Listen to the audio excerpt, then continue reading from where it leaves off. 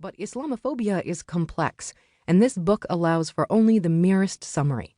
Because it affects us all, though, I urge you to read one of the excellent sources named in the suggested reading list on my website. One of my father's closest friends was Jewish.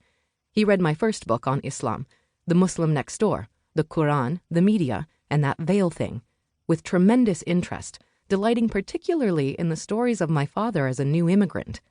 When I despairingly felt as though I were chipping away with a teaspoon at a great granite wall of misconceptions about Islam and Muslims, he told me, when I was a kid, they said that Jews drank the blood of Christian babies.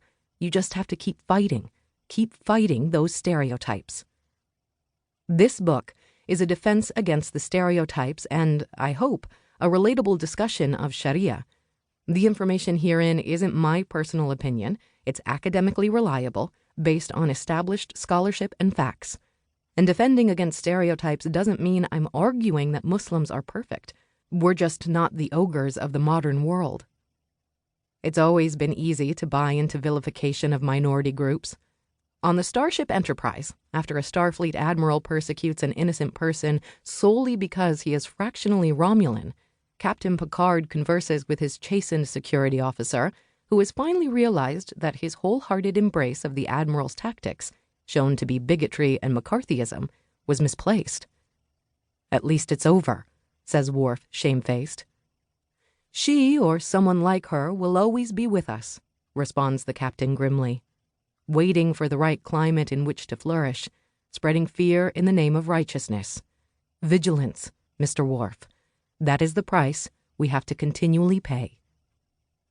Let us be vigilant, learning about Islam as Muslims understand it, not as the anti-Muslim propagandists deform and twist it, will deflate the sails of those spreading fear and open new avenues for intercultural and interreligious understanding. That's what Captain Picard was fighting for. The evaluation of everyone for their integrity, not their religion or ethnicity or cultural background. Thank you for being on board. Part 1.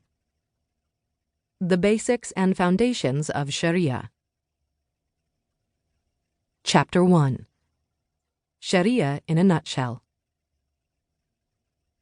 Nearly a decade ago, attending my Stanford reunion, I stood self-consciously but optimistically in the campus bookstore beside a table piled high with copies of my book, alongside other alumni authors, when a white-haired, blue-eyed couple sporting badges labeled 50th Reunion approached me to say politely, "You look like someone we could talk to.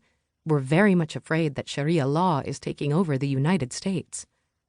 Momentarily speechless, I struggled to address a statement that was problematic on multiple levels. Why assume that most Muslims were not people they could talk to? Was it such a surprise to see a professionally dressed Muslim woman with a nice haircut?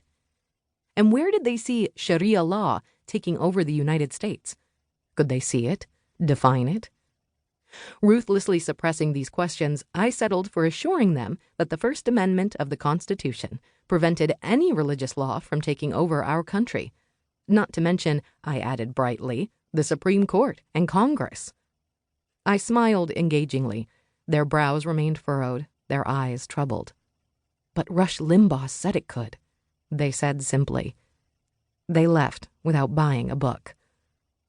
Sharia hysteria has only worsened in the intervening years. Prior to the publication of my first book, the term Sharia, or the simplified Sharia, was known in some circles but absent from the American layperson's vocabulary. In the intervening 10 years, though, the terms Sharia and the Western construct Sharia law have acquired monstrous meanings in the West, virally infecting media and internet.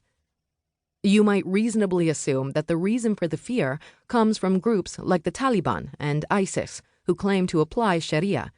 It's certainly easy to point to these criminals when making the argument that Sharia is fearsome.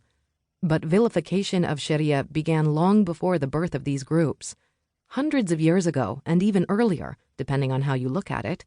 Besides, using religion to justify violence is not unique to Islam. Groups around the world commit crimes and justify them with religion. This is nothing new. The current American-European defamation of Sharia is the result